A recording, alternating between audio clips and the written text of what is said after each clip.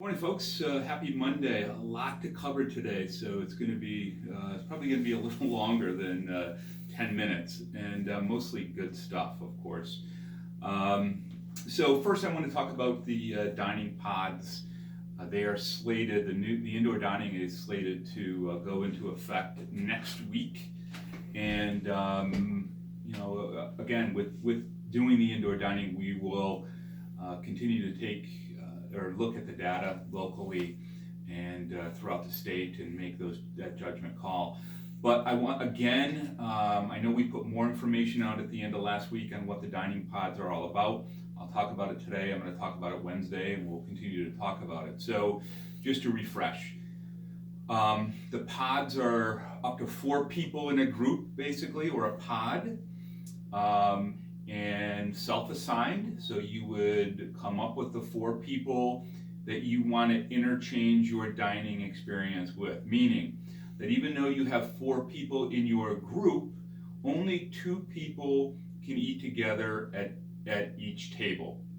So if you had Mr. and Mrs. Smith and Mr. and Mrs. Jones, and they were one pod, on Monday, the Smiths wanted to eat together, Mr. and Mrs. Smith, and they made a reservation for 6 o'clock. That would be great.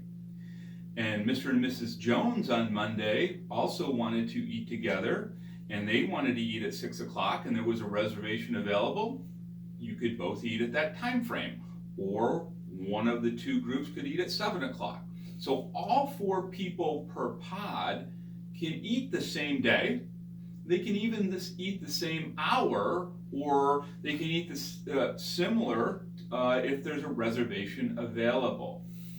However, if on Tuesday Mrs. Jones and Mrs. Smith wanted to eat together, great. There's a variation of your pod. And on Tuesday, Mr. Jones and Mr. Smith wanted to eat together, great. There's another variation of that pod. So it's different variations of 2 people eating together within that 4-person pod and making reservations accordingly. If it's 3 people, you could have a 3-person pod, Obviously, one of the 3 wouldn't be eating dinner on a particular night, because if 2 of the 3 people in a pod decided, okay, we're going to eat together, the 3rd person would not be able to eat. Let me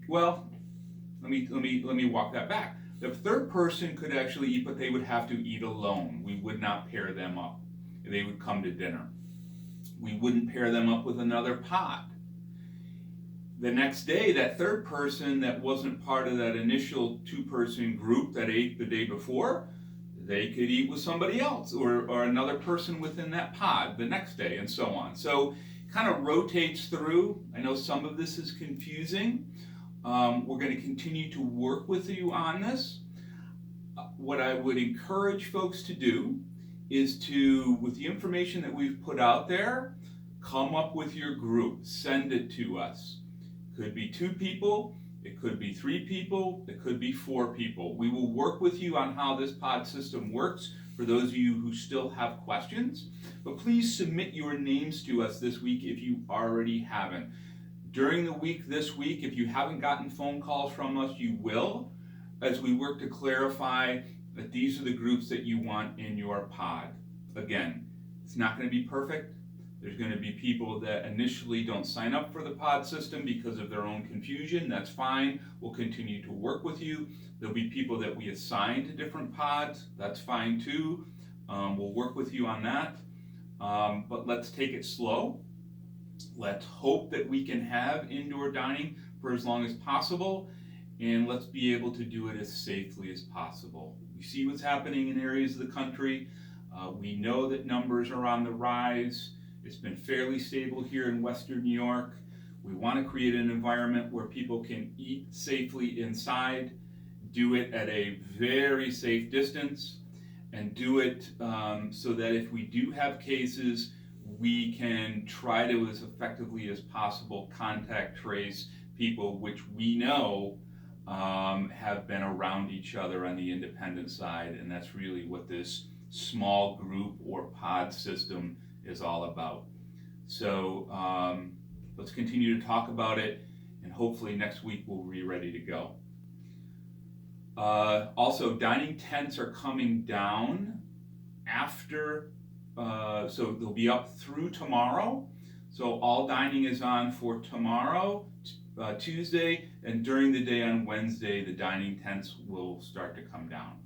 So take advantage of today, take advantage of tomorrow.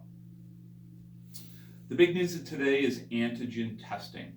So late Friday, we finally received the antigen testing test kits that we have been waiting for and we ordered several months ago. So what that will allow us to do going forward is to allow independent visitation into our independent living apartments, patio homes, gate circle, etc. So that's number one. The challenge with that, the only challenge that we're having is, even though we have several thousand or 1,000 test kits that we ordered, we only have one testing machine as of yet. And that's the machine that the federal government sent us about 2 or 3 weeks ago. So we have to, so we have to be judicious, I guess, with the use of that machine. So here's what's going to happen initially. Starting this week on Thursday, we are going to have the machine here at Canterbury Woods in Williamsville from 3 to 5 p.m., 3 in the afternoon till 5 p.m. We're going to ask folks that want to come into independent living or to spend time with their loved ones, either in the patio homes or in the apartments here in Williamsville, to call the front desk between now and Wednesday. The front desk in Williamsville is 929-5800, and we will slot you a time within that time period, Thursday between 3 and 5, to be tested. So here in Williamsville, we actually have 2 time periods. This Thursday between 3 and 5, and we're also going to be testing in Williamsville on Friday from 1 to 3. Between 3 and 5 on Thursday, and 1 to 3 in the afternoon on Friday. So any loved ones that want to come in, want to spend time in one of our residence apartments or patio homes, needs to be tested and set up a time frame during those time frames. Thursday from 3 to 5, Friday from 1 to 3. And that's going to be ongoing every Thursday and Friday going forward. I can tell you that, again, you need to call the front desk here in Williamsville. The number is 929-5800, and they will slot you into a time within that 2-hour block. The maximum amount of tests that we can do per hour within that 2-hour block are 20. We can do 20 from 3 to 4 and 20 from 4 to 5. So the maximum tests that we're going to be able to do per day is 40. I can also say that we'll be charging for these tests. The tests themselves cost Canterbury Woods about $40. Full disclosure, each test costs us $40, plus there'll be a nurse testing you each and every time. So we're going to be charging $50 a test, and that charge will be billed directly to the resident's account. So if their loved one coming in, the charge is $50 per test. That's billed right to our resident's account. What's going to happen is, when you come in and get your test, if the test is negative, and I'm going to step back, these are the antigen tests. So pardon me if I'm a little scattered here, because this just came about. These are the antigen tests. So antigen testing is, it's a swab test. So you come in, you get swabbed, and then that swab is mixed with a reagent right there. So we do it right here at Canterbury Woods, and it sits for about 15 minutes, and it goes into a machine. And in about 15 minutes, we will know whether you are at that point of the test positive or negative for the virus at that point. These tests that we're using are about 80 to 85% accurate, so they're very accurate, and it allows you that 15-minute, it's called a point of care antigen test. These have been out in the market for a few months, and we're just being able to receive them. So once you come in, if you get a test, the 15-minute test, it comes back negative for the virus at that point, you will have at that point a 48-hour pass to come in and out of Canterbury Woods. You will register at the front desk, you'll go through the visitor process, you'll get a sticker. And on that sticker, it will welcome you as a visitor, and the person who does the test will sign it and date it. So for the next 48 hours, that is your pass to both, if you're in Williamsville, come through the security, and then to come in through the front desk. So we're asking you within that 40-hour period to come right in the front door. You show that pass. You'll still have to register as a visitor, but it will allow you to stay over, to be in your loved one's apartment or patio home for a 48-hour period.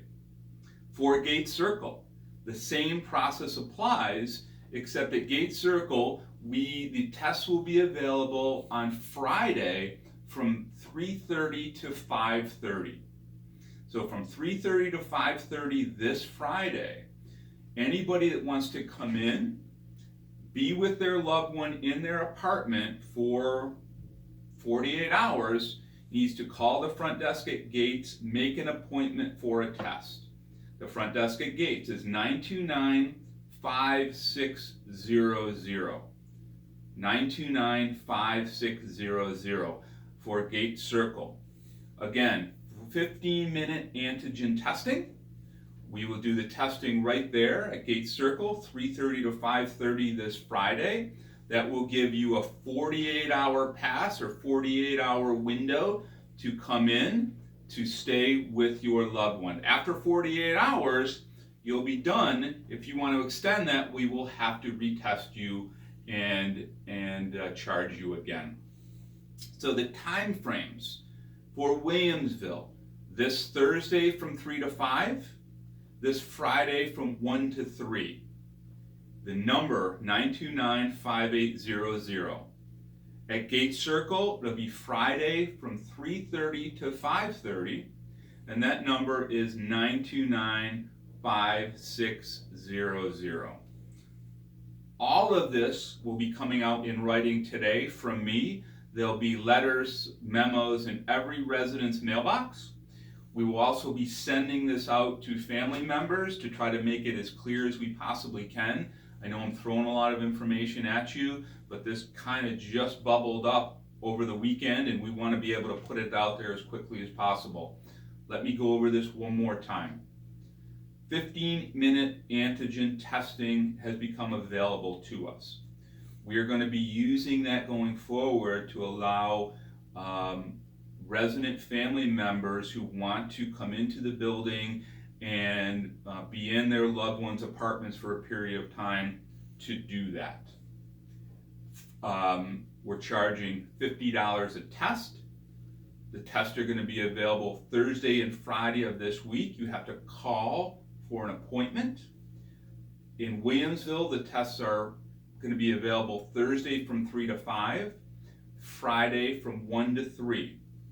You call 929-5800 and we will slot you in for a time to be tested. At Gate Circle, the time frames is Friday from 3:30 to 5:30. If you want to be tested, you have to call 929-5600.